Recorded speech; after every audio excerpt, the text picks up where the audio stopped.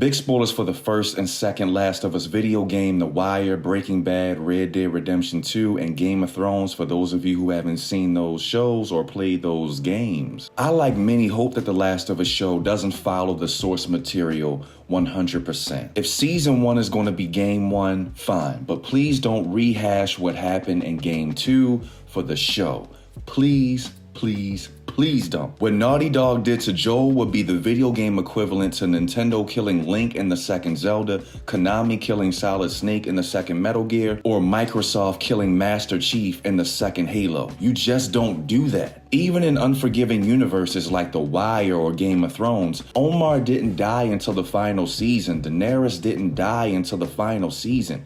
Fans had time with these characters. Even in a show like Breaking Bad, I understand Walter White's death, even though I didn't want him to die. It made sense. Even in Red Dead Redemption 2, we all love Arthur Morgan. He dies at the end of Red Dead 2, but you spend so much time with him and the way he dies was honorable. The way Joel got smoked was disgusting, disrespectful, and made no sense in my opinion. Many creators and gamers have cited that his death didn't make sense because of how paranoid and distrusting of people he was. He's experienced a series of warlike traumatic events. Joel's daughter died in his arms when he was 32. From that point, he spent 20 years having to kill people and the infected in the most brutal ways to survive. When he's 52, he has to protect some girl named Ellie because she's the key to turning this whole thing around. He had a hard time letting her in and even entertaining the notion of them building any kind of friendship. Then by some miracle, they forged a father-daughter type of bond.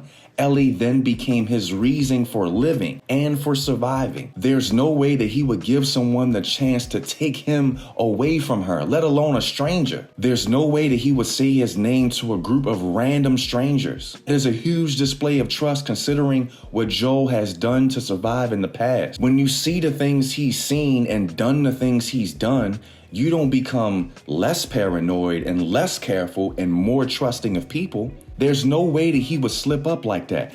Ellie had to earn that trust with Joel over months, over years. Even years later, there's things that Joel kept from her. I went back and scanned the cutscenes from the first game.